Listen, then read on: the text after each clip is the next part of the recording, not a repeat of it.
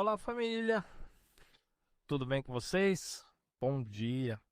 Bem, eu já quero dizer para vocês que achei muito legal a experiência do vídeo respondendo os comentários, né? Houve muita gente comentando também, muito legal, muito legal. Quero ver se pelo menos uma vez por semana eu consigo parar e responder, né, os comentários que vocês tanto deixam aí no vídeo. Eu leio todos. Eu só não tenho, na maioria das vezes, é a oportunidade de responder a todos, tá? Pessoal,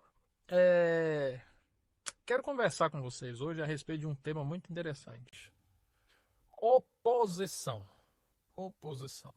Justamente, oposição.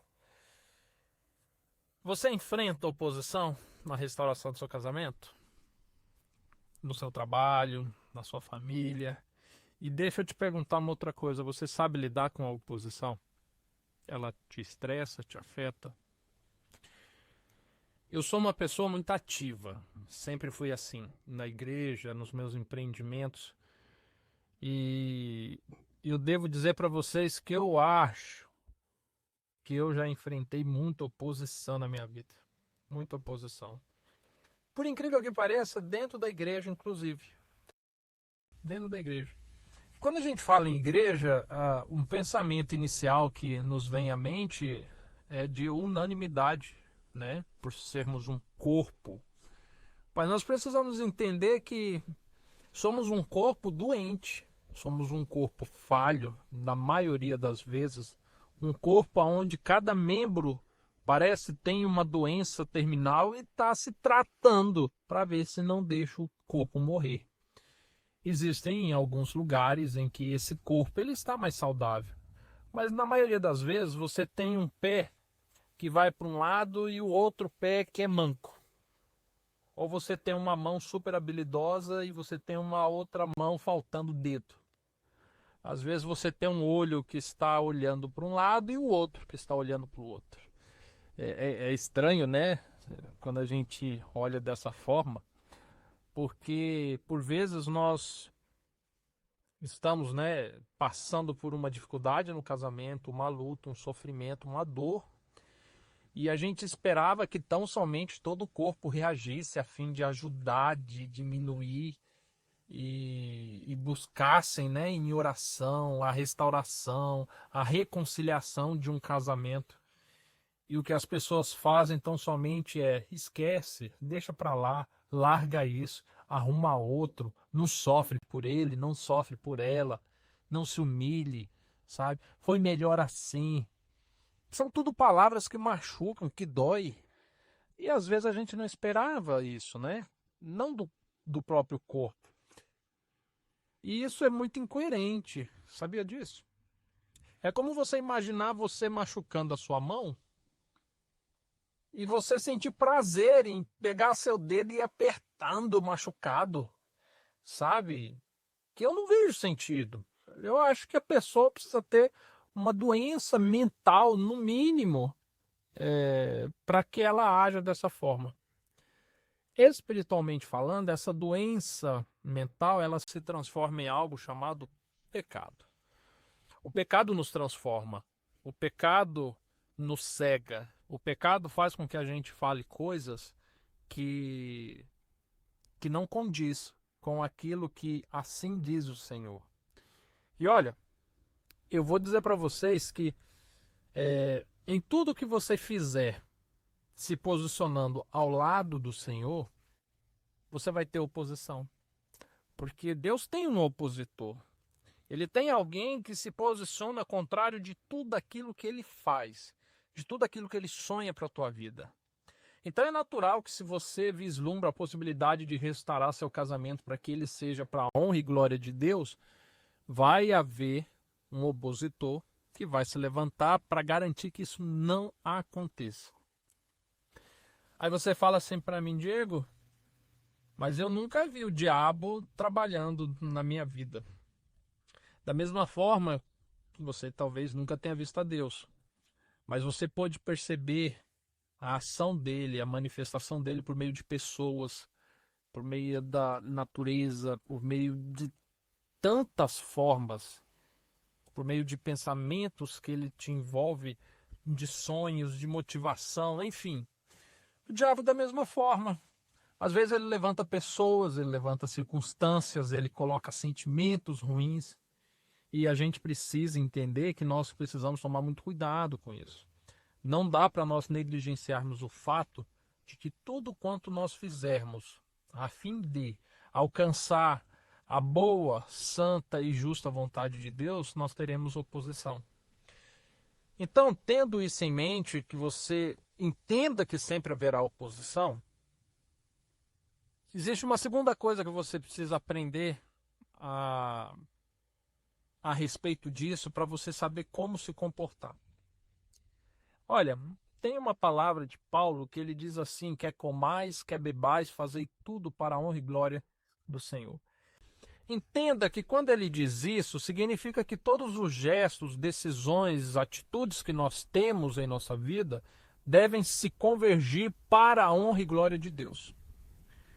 Nós também precisamos levar em conta o que o Paulo menciona também, quando ele fala de armadura, fala que somos sacerdócio real, que somos do exército do Senhor. Você precisa entender que acima dos teus interesses estão os interesses de Deus. Que acima da tua vontade está a vontade de Deus. Entenda que sempre que você agir para atender a vontade de Deus, para honrar a Deus, para se realizar o sonho de Deus, não há o porquê você temer a oposição. Porque você precisa ter a consciência de que a pessoa que te critica, na verdade, não está criticando você, mas está criticando o teu Senhor. A pessoa que te persegue e que espalha notícias e tenta te derrubar e te critica, não está criticando você, está criticando o teu Senhor, o teu Deus. A pessoa que tenta falar que você é boba, que você é um otário, porque você está lutando em busca de uma restauração. A pessoa que fala isso, ela não está falando contra você e contra o teu casamento, mas está falando contra uma instituição que Deus criou, que é vitalícia. Enquanto viver, os dois serão uma só carne. E a pessoa não entende que não é você, é Deus. Agora você precisa entender isso. Você precisa entender. Porque nessa história toda você não é o centro das discussões. Você é apenas o rótulo que as pessoas utilizam. Você é apenas desculpa que as pessoas utilizam para atacar a Deus.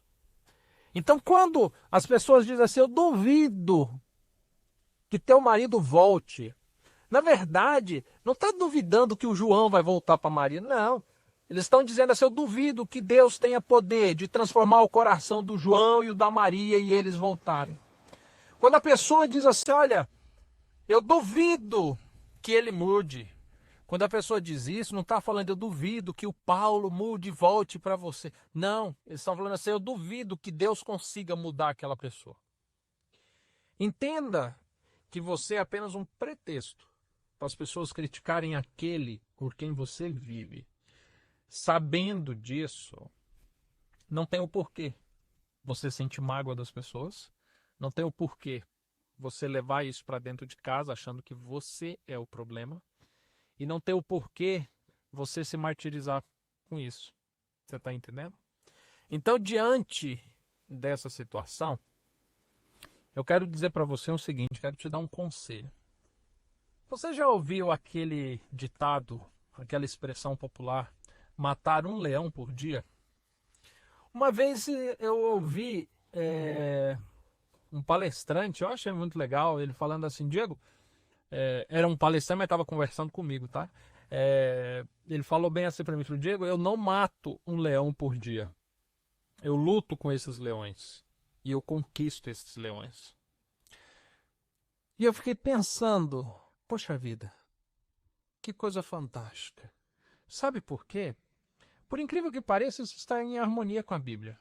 Quando a Bíblia diz que nós devemos amar aos nossos inimigos, orar por aqueles que nos perseguem, porque o nosso intuito não é matá-los, não é destruí-los, não é vencê-los, mas é convertê-los.